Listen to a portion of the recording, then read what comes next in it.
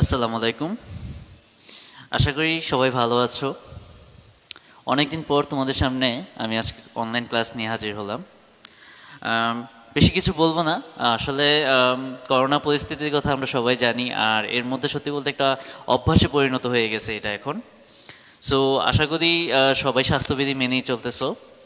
তো আজকে আমরা একটা দশম শ্রেণীর ইলেকট্রিক্যাল ওয়ার্কস 2 এর একটা চ্যাপ্টার নিয়ে আলোচনা করব, কিন্তু তার আগে আমি আমার পরিচয়টা দিয়ে নিচ্ছি। আমি Mannaf Hossain Raju, trade instructor electrical, আছি বাউল হক টেকনিক্যাল ইনস্টিটিউটের পক্ষ থেকে।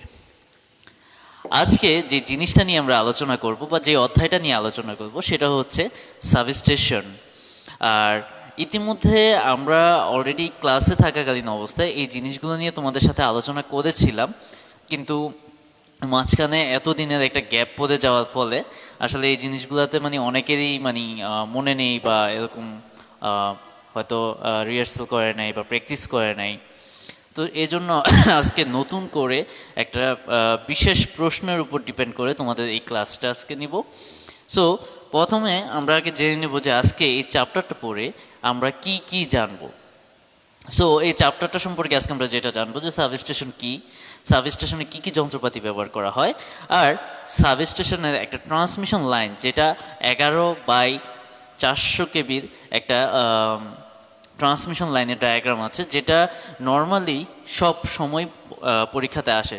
শুধুমাত্র এসএসসি না, এটা inter level, diploma, BSc, even অনেক চাকরি পরীক্ষা আছে যেগুলাতে সব সময় এটা এরকম একটা প্রশ্ন এসে থাকে। তো চলো প্রথমে জেনে নিই যে সাবস্টেশন কি। সাবস্টেশন হচ্ছে যে একটা ডিস্ট্রিবিউশন এরিয়া, যেখান থেকে গ্রাহকের কাছে আসলে যে পরিমাণ মতন সুন্দরভাবে মার্জিতভাবে তাকে ইলেকট্রিসিটি প্রদান করা হয়। যদি একটা উদাহরণ দিয়ে বোঝাতে চাই সেই ক্ষেত্রে অনেকটা এরকম, যে বাসায় দেখবা যে ভাত রান্না করে, কিন্তু ওই যে পাত্রের মধ্যে ভাত রান্না করে আমরা কিন্তু সেই পাত্রের মধ্যে ভাত খাই না। একটু সুন্দর করার জন্য আলাদা আলাদা প্লেট এনে বা ভাত খাওয়ার পাত্র এনে তারপরে তার মধ্যে যা যতটুকু প্রয়োজন ততটুকু পরিমাণে ভাত নিয়ে তারপরে খাই। কিন্তু এখানে যে জিনিসটা থাকে সেটা হচ্ছে যে কেউ বেশি খায় বা কেউ কম খায়, এই জিনিসটা আমাদের একটু মাথায় রাখতে হবে। ঠিক সাবস্টেশনও ঠিক একইভাবে কাজ করে। যেখান থেকে বিদ্যুৎ উৎপাদন হচ্ছে সেটা সরাসরি চলে আসে সাবস্টেশনে, আর সাবস্টেশন থেকে গ্রাহকের কাছে পরিমাণ মতো খুব সুন্দরভাবে ইলেকট্রিসিটিটা ডিস্ট্রিবিউশন করাই হচ্ছে সাবস্টেশনের কাজ। তো সাবস্টেশনে কিছু বিশেষ যন্ত্রপাতি ব্যবহার করা হয় যেগুলো আসলে জানা দরকার। তা না হলে পরবর্তীতে আমরা যে লাইন ডায়াগ্রাম নিয়ে আলোচনা করব সেটা বুঝতে সমস্যা হতে পারে। তো আসো জেনে নেই কিছু যন্ত্রপাতির কথা। বাসবার, বাসবারের কথা আমরা ক্লাসেও একবার বলেছিলাম। আসলে একটা জিনিস আমরা ক্লাসে জয়েন্ট নিয়ে আলোচনা করেছিলাম। তো জয়েন্টের ক্ষেত্রে যেটা হয় যে আমরা চাইলে দুটো তার একসাথে জয়েন করতে পারি, কিন্তু সেখানে যদি 3টা 4টা 5টা 6টা 10টা তার একসাথে জয়েন করতে হয় তাহলে জিনিসটা একটা খুব হযবরল বা বাজে অবস্থা হয়ে যায়। সেই ক্ষেত্রে যেটা হয় যে আমি যদি একটা তার আলাদা করতে চাই সেখান থেকে আমাকে পুরো জয়েন্টটা খুলতে হয়। সো বাসবার হচ্ছে এমন একটা জিনিস যেখানে খুব সুন্দরভাবে তাদের জয়েন্টগুলোকে আমরা দিতে পারি, চাইলেই আবার জয়েন্ট ছুটিয়ে নিতে পারি। সো আমরা এর আগেও ক্লাসে পড়েছিলাম যে সিঙ্গেল ফেজের যেই বাসবারগুলো হয় সেগুলোতে সর্বোচ্চ 2টা তামার পাত দিয়ে তারপরে একটা বাসবার তৈরি করা হয়, আর যেগুলো 3 ফেজের বাসবার সেগুলোতে 4টা তামার পাত দিয়ে তারপর বাসবার তৈরি করা হয়। সো বাসবার থেকে আমরা যেটা বুঝলাম সেটা হচ্ছে যে খুব সুন্দরভাবে আমার জয়েন্টগুলা ঠিক রাখার জন্য আমরা সাধারণত বাসবারটা ইউজ করে থাকি। এরপর হচ্ছে লাইটিং অ্যারেস্টেটর। তো লাইটনিং অ্যারেস্টেটরটা হচ্ছে যে আমাদের যখন বৃষ্টি বাদলের দিন আসে তখন বিজলির বেশ একটা সমস্যা থাকে, বিশেষ করে কারেন্টের খুঁটিগুলোর উপর। তো এই যে বিজলি, এই বিজলিটা যখন যদি কোনো তারের উপর পড়ে তাহলে সেখান দিয়ে হাই ভোল্টেজ পাস হয়। আর এই হাই ভোল্টেজটা যদি এক জায়গা থেকে মানে আমার বিভিন্ন লোড হতে পারে, ফ্যাক্টরির হতে পারে, আমার বাড়ির, এসব লোডের উপর যখন পড়ে তখন আসলে আমার লোডগুলো ক্ষতিগ্রস্ত হতে পারে। সেই কারণে ওই বিজলিটা এড়ানোর জন্য আমরা একটা যন্ত্র ইউজ করি যেটার নাম হচ্ছে লাইটনিং অ্যারেস্টেটর। এটা সবসময় যন্ত্রের উপরে থাকে। অনেক সময় তোমরা খেয়াল করবা বিভিন্ন ইন্ডাস্ট্রি, গার্মেন্টস বা বিভিন্ন পাওয়ার প্ল্যান্টে গেলে যে উপরের দিকে একটা অ্যান্টিনার মতো থাকে, অনেকটা দেখতে অ্যান্টিনার মতো এটা। সো এটা আসলে সাধারণত বিজলিটা এড়ানোর জন্য আসলে ইউজ করা হয়। আচ্ছা, এরপর আইসোলেটর। আইসোলেটর হচ্ছে এক ধরনের সুইচিং সিস্টেম যেটা মেকানিক্যালি ভাবে কাজ করে, মেকানিক্যাল সিস্টেমে অফ হয়, অন হয়। এরপর হচ্ছে সার্কিট ব্রেকার। বাম পাশে যেই সার্কিট ব্রেকারটা দেখতে পাচ্ছ সেটা হচ্ছে এমসিবি বলে আমরা চিনি। সাধারণত আমরা বাসা বাড়িতে এই ধরনের সার্কিট ব্রেকারগুলো আমরা ইউজ করি। তো সার্কিট ব্রেকারের যে কাজটা সেটা আমরা অনেকেই হয়তো জানি যে সার্কিট ব্রেকার আমাদের দুর্ঘটনা এড়ানোর জন্য তাৎক্ষণিকভাবে আমাদের ঘরের মেইন সুইচটাকে বন্ধ করে দেয় বা মেইন লাইনটাকে বন্ধ করে দেয়। ঠিক একইভাবে আমাদের সাবস্টেশনও এক ধরনের সার্কিট ব্রেকার ইউজ করা হয়। কিন্তু মাথায় রাখতে হবে যেটা, যে সাবস্টেশন হচ্ছে এমন একটা জায়গা যেখানে হিউজ পরিমাণ মানে অনেক কারেন্ট উৎপাদন হয়। সো এই যে এত কারেন্ট, তার জন্য আমার সার্কিট ব্রেকারটা অবশ্যই বড় মাপের হয়। সো এখানে দেখো ডান পাশে একটা ছবি দেওয়া আছে যেখানে সাবস্টেশনে ব্যবহার করা যেই সার্কিট ব্রেকারগুলো আছে সেগুলোর একটা চিত্র দেওয়া। আমি যদি এই সার্কিট ব্রেকারটার একটু গঠন প্রণালী বলতে চাই তাহলে এই চিত্রটার দিকে একটু খেয়াল করি আমরা। এখানে আসলে এটা হচ্ছে একটা well circuit breaker. Well circuit ব্রেকারের ক্ষেত্রে যেটা হয় যে ভিতরে অনেক তেল থাকে যেটা আসলে আমার তাপমাত্রাটাকে কন্ট্রোল করার জন্য, ঠিক আছে।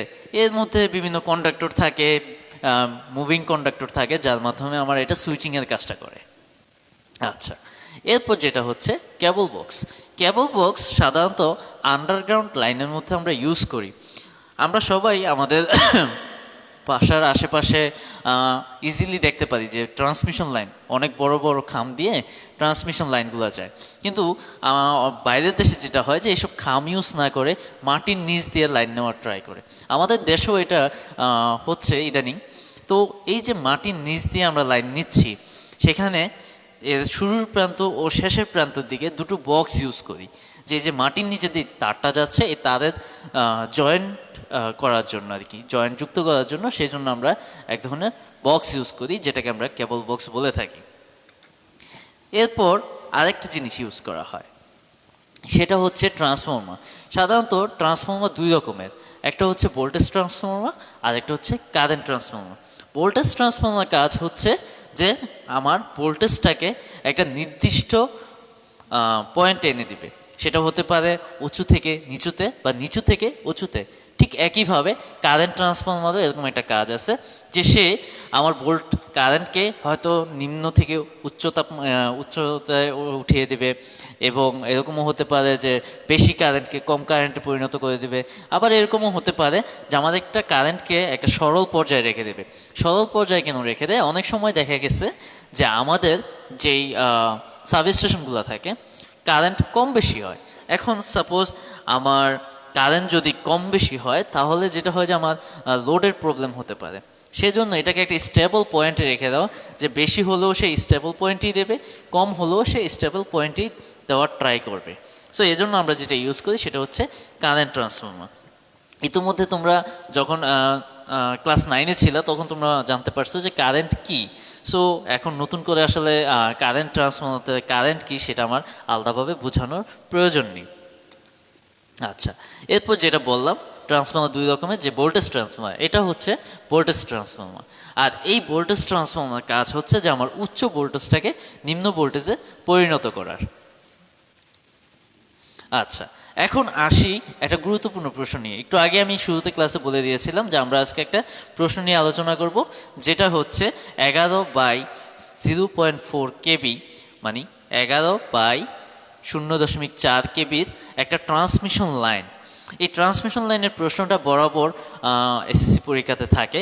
আর এটার একটা ডায়াগ্রাম আছে, জাস্ট অ্যান্সারটা শুধু ডায়াগ্রামটুকুই।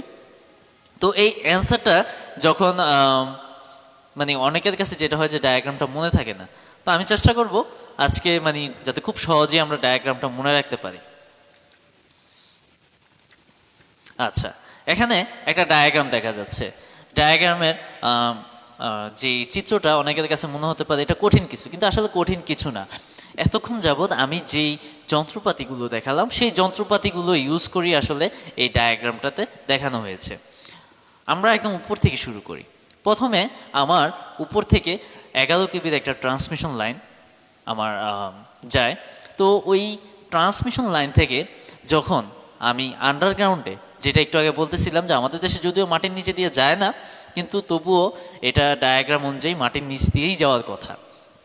তো আমরা যেটা করি যে ওই 11 কেবির লাইন থেকে সরাসরি আন্ডারগ্রাউন্ড কেবলের জন্য কেবল বক্সের সাথে জয়েন করি। কিন্তু সবসময় মাথায় রাখতে হবে যে সেফটি ফার্স্ট। আর এই সেফটি ফার্স্টের জন্য আমার সবসময় যত বেশি আমরা নিয়ন্ত্রণ যন্ত্র মানে সুইচ ইউজ করব তত বেশি ভালো। একটু আগে আমি একটা আইসোলেটর দেখিয়েছিলাম, যেটা বলেছিলাম যে মেকানিক্যালি ভাবে সুইচিং এর কাজটা করে।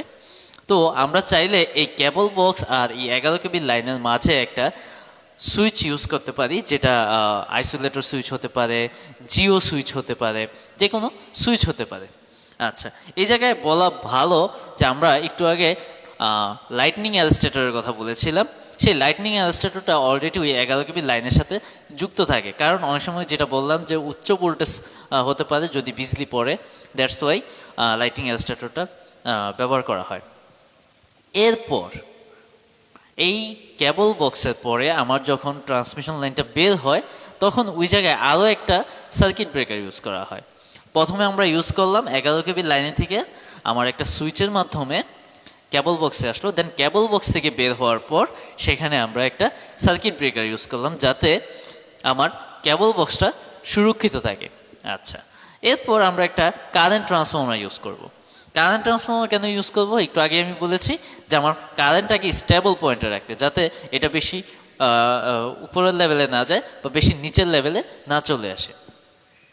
এরপর যেহেতু আমার 11/0.4 মানে 400 ভোল্টেজ, একটা হচ্ছে 11 কেভি, 11 কেভি মানে 11,000 ভোল্টেজ, আর 0.4 কেভি মানে হচ্ছে 400 ভোল্টেজ। সো এটা অনেক ভোল্টেজ ডিফারেন্স, আর এই ভোল্টেজটা উচ্চ ভোল্টেজ থেকে নিম্ন ভোল্টেজে নামানোর জন্য আমার একটা ট্রান্সফর্মার ব্যবহার করতে হবে। আর এজন্য আমরা একটা ট্রান্সফর্মার ব্যবহার করব যেটা 11 কেভি বাই 400 ভোল্ট। তারপর যে জিনিসটা আমরা ইউজ করব, এটার মাঝখানেও আমরা একটা সার্কিট ব্রেকার ইউজ করব। ওই একই কথা যে আমার সেফটি ফার্স্ট, যে সাপোজ কখনো যদি আমার ট্রান্সফরমারে প্রবলেম হয় তাহলে আমরা দুই পাশ থেকে যে সার্কিট ব্রেকারগুলো আছে সেগুলো অফ করে দেব। এই জন্য আমরা সার্কিট ব্রেকার ইউজ করি। আচ্ছা, এরপর আমি আবার একটা কারেন্ট ট্রান্সফরমার ব্যবহার করলাম। কেন ব্যবহার করলাম? কারণ আমরা অলরেডি ভোল্টেজটাকে কমিয়ে নিয়েছি। তো যেটা হয় যে ভোল্টেজ যদি কমে নেওয়া যায় তাহলে সেক্ষেত্রে আমার কারেন্ট বেড়ে যায়। এজন্য আমার কারেন্টটাকে একটি স্টেবল পয়েন্টে রাখতে হলে আমার একটা কারেন্ট ট্রান্সফর্মার ইউজ করতে হবে। দেখো, আমরা এতক্ষণ 11 কেবি লাইন থেকে ছিলাম, এখন ট্রান্সফর্মার মাধ্যমে লাইনটা 400 ভোল্টেজে চলে এসেছে। এখন কি করতে হবে যে আমার গ্রাহকের কাছে পৌঁছাতে হবে। গ্রাহকের কাছে পৌঁছাতে গেলে যেটা হয় যে আমরা চাইলে 400 ভোল্টেজে পৌঁছাতে পারি, কিন্তু এখানে কিন্তু আমরা হিউজ পরিমাণ কারেন্ট। ক্লাসের শুরুতে আমি একটা উদাহরণ দিয়ে বলেছিলাম যে আমরা ভাতের কথা বলেছিলাম, আমরা সবাই সমপরিমাণ ভাত খাই না। ঠিক একইভাবে বাড়িতে আর ইন্ডাস্ট্রিতে সমপরিমাণ কারেন্টের প্রয়োজন নেই। সো বাড়িতে কারেন্ট কম, ইন্ডাস্ট্রিতে কারেন্টের পরিমাণ বেশি প্রয়োজন। সেই জন্য আমরা যেটা করব সেটা হচ্ছে যে আমরা এখানে বিভিন্ন গ্রাহকের কাছে আলাদা আলাদাভাবে কারেন্ট ট্রান্সফর্মার ইউজ করব। সেক্ষেত্রে যেটা হয় যে আমার যার কম প্রয়োজন তাকে আমি কম মানের কারেন্ট ট্রান্সফর্মার, যার বেশি প্রয়োজন তাকে আমি বেশি মানের কারেন্ট ট্রান্সফর্মার দিয়ে সাপ্লাই দেব। সো এই হচ্ছে টোটাল একটা সিস্টেম। এই সিস্টেম অনুযায়ী আমাদের সার্ভিস স্টেশনগুলো এখন বর্তমানে চলে। সো এটা খুবই গুরুত্বপূর্ণ একটা প্রশ্ন। আশা করি তোমরা এই প্রশ্নটা খুবই মনোযোগ সহকারে দেখেছো আর বুঝতেও পেরেছো। সো সবাই ভালো থেকো, সুস্থ থেকো, আল্লাহ হাফেজ।